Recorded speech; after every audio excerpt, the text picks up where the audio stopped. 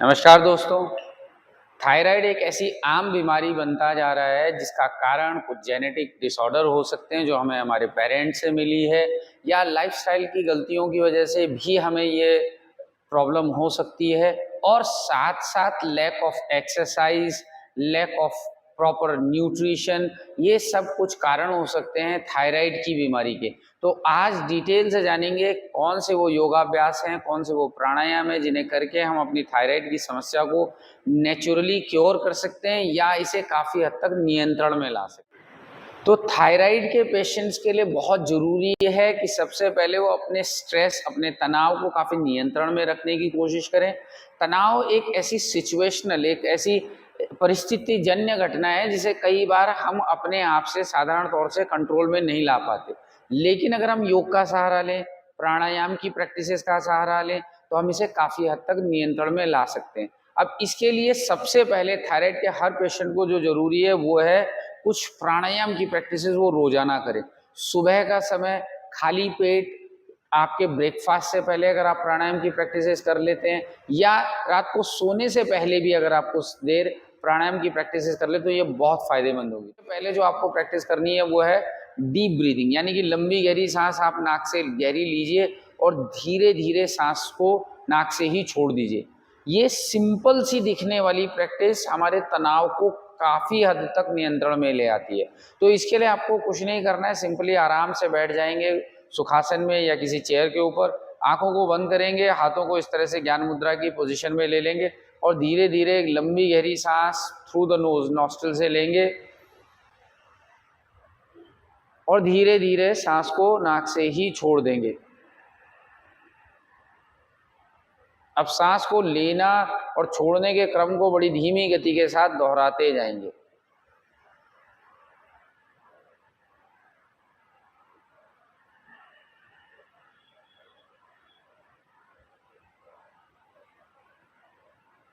इस अभ्यास को हमें कुछ मिनट, यानी कि 3 से 5 मिनट मिनिमम जरूर प्रैक्टिस कर लेना चाहिए।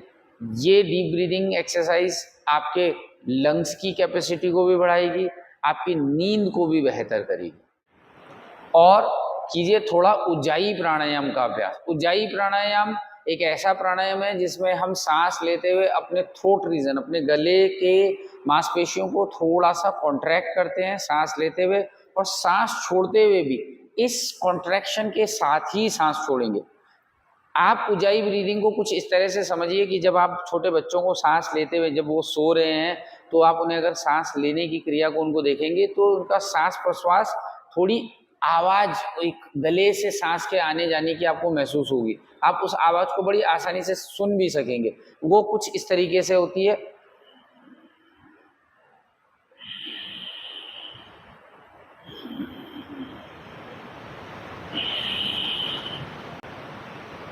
तो ये जो आवाज, ये जो साउंड है, ये आपके थ्रोट के कॉन्ट्रैक्शन के साथ आ रही है, जो कि माइंड को बहुत ज्यादा रिलैक्स करने वाली है। साथ साथ हमारी जो थायराइड ग्रंथि है, वो जो हमारे गले के ठीक पीछे थायराइड ग्लैंड है या हमारा विशुद्धि चक्र है, इस चक्र को, इस ग्रंथि को एक्टिवेट करने का काम करता है ये उज्जाई प्राणायाम का अभ्यास। तो इस प्राणायाम को करने के लिए आपने सीधा अपराइट बैठ जाना है, सांस को धीरे धीरे नाक से लेना है और अपने थ्रोट को, अपने गले की मसल्स को थोड़ा कॉन्ट्रैक्ट करते हुए हिसिंग साउंड, हिसिंग ब्रेथ धीरे धीरे गले से लेनी है। सांस छोड़ते हुए आपने ब्रेथ को अपने गले में ही महसूस करना है। तो थ्रोट को कॉन्ट्रैक्ट किया, inhale through nose, feel the breath at your throat region. Similarly, exhale and feel the breath at your throat region.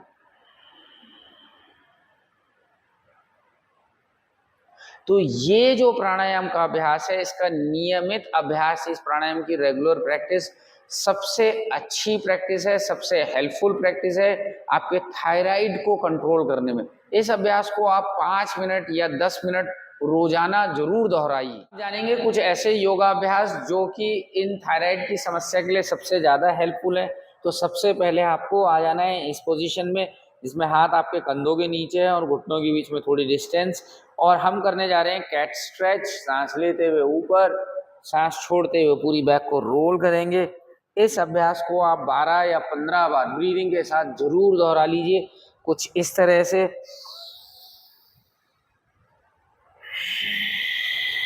सांसें लंबी गहरी,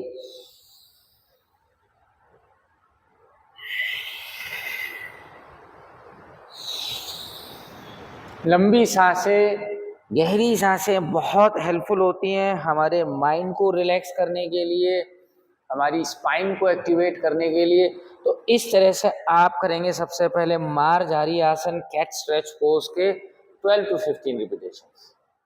तो ये आसन है भुजंग आसन।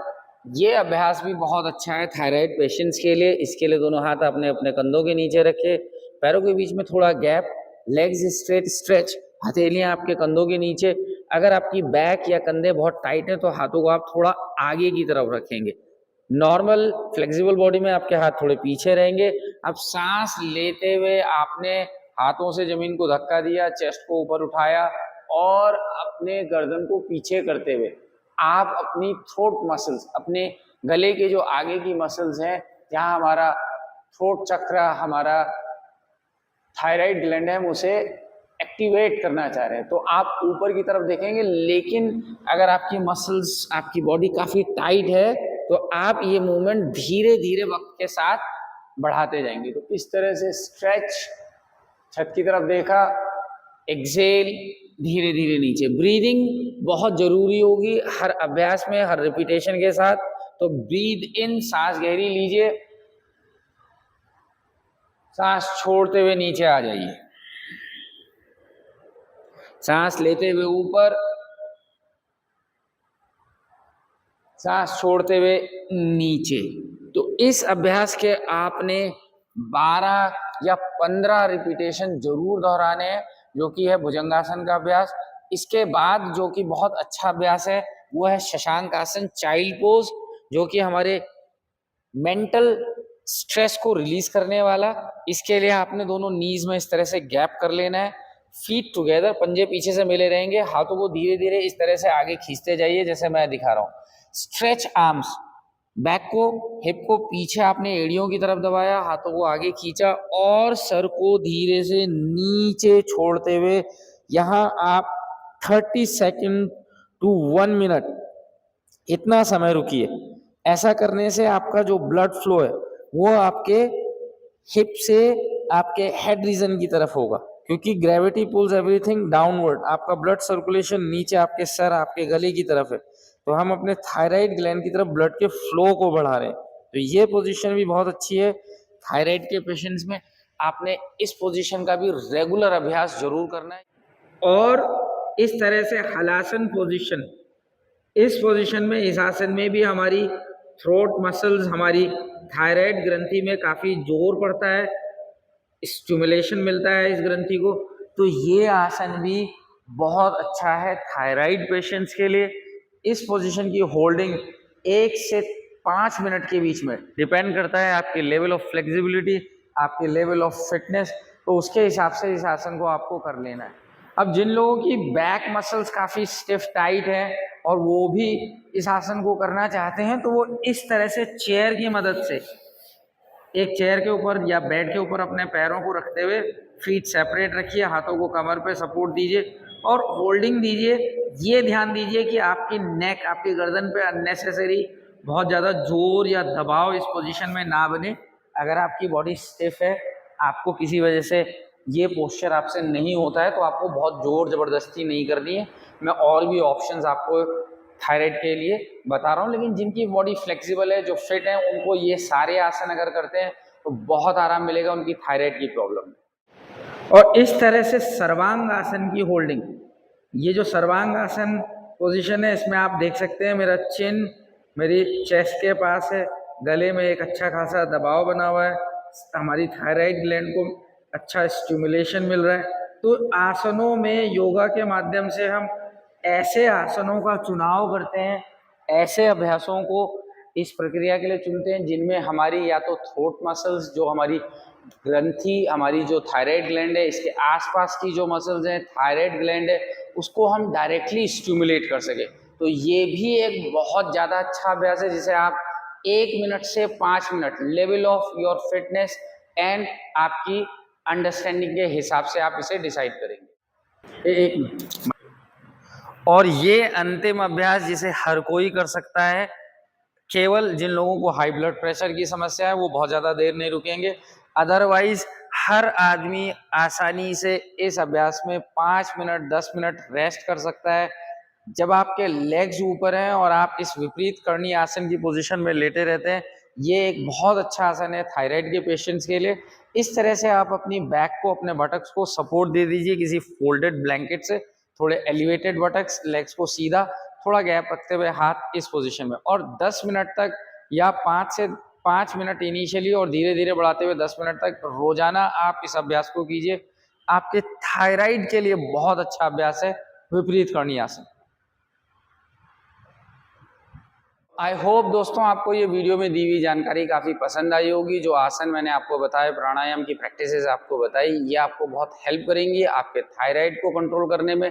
साथ साथ इन सब के साथ अपनी लाइफस्टाइल को थोड़ा एक्टिव रखिए, योगा को इनकॉर्पोरेट कीजिए, पानी की मात्रा को बढ़ा के रखिए, 2 से 2.5 लीटर पानी जरूर पीजिए, और अपनी नींद को बेहतर रखिए। गहरी नींद बहुत ज़रूरी है थायराइड पेशेंट्स के लिए, क्योंकि आपकी अगर नींद पूरी नहीं है, आपका स्ट्रेस लेवल ज़्यादा है, तो ये भी आपके थायराइड को काफ़ी बढ़ा के रखता है। ये वीडियो पसंद आया हो तो इसे लाइक कीजिए, शेयर कीजिए अपने दोस्तों के साथ, और चैनल को सब्सक्राइब करना ना भूलें।